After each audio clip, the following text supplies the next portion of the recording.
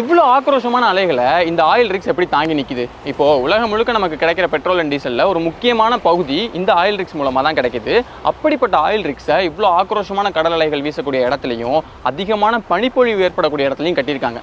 அந்த கடினமான சூழலாம் எப்படி இந்த ஆயில் ரிக்ஸ் தாங்கி நிற்கிது? உதாரணத்துக்கு ரஷ்யாவுக்கு சொந்தமான இந்த பெர்குட் ஆயில் ரிக்கை நீங்கள் எடுத்துக்கிட்டிங்கன்னா அதோட எடை, அந்த பிளாட்ஃபார்மோட எடை மட்டுமே கிட்டத்தட்ட 2 லட்சம் டன்ஸ். அவ்வளோ அதிகமான எடை கொண்ட ஆயில் ரிக்ஸில் எப்படி கடலுக்குள்ளே எடுத்துகிட்டு போய் அதை கடல் அலைகள் இருக்கக்கூடிய இடத்துல எப்படி கட்டினாங்க?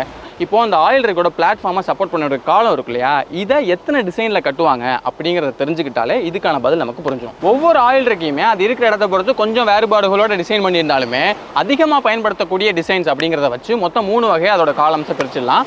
ஒன்று ஃபிக்ஸ்டு பிளாட்ஃபார்ம்ஸ், அடுத்தது செமி சப்மிசபிள் பிளாட்ஃபார்ம்ஸ், அடுத்தது ஸ்பேர் பிளாட்ஃபார்ம்ஸ். இப்போ இந்த வீடியோட ஆரம்பத்தில் 8000 அடி ஆழத்தில் ஒரு ஆயில் ரிக் கட்டியிருக்காங்கன்னு சொன்னோம் இல்லையா, அதெல்லாமே இந்த ஸ்பேர் பிளாட்ஃபார்ம் வகை தான்.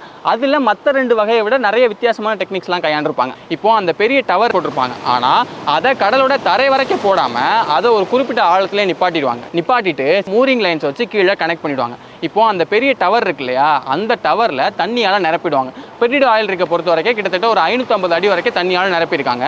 அப்போ அதுவே நல்ல ஒரு ஸ்ட்ரென்த்தை கொடுத்து அதை கடலில் நல்லா ஸ்ட்ராங்காக இருந்துக்க வச்சுக்கும். இருந்தாலும் கடல் அலைகளால் அதை பாதிக்கப்பட வாய்ப்பு இருக்குது. அப்படிங்கிறதுனால இன்னும் நிறைய விஷயங்கள் பண்ணியிருப்பாங்க. உதாரணத்துக்கு இப்போ இவ்வளோ ஆழத்தில் இருக்கிறதுனால கடல் அலைகள் அதை சுற்றி வரும்போது வார்டிசஸ் அப்படிங்கிற இந்த சுழலெல்லாம் உருவாகும்.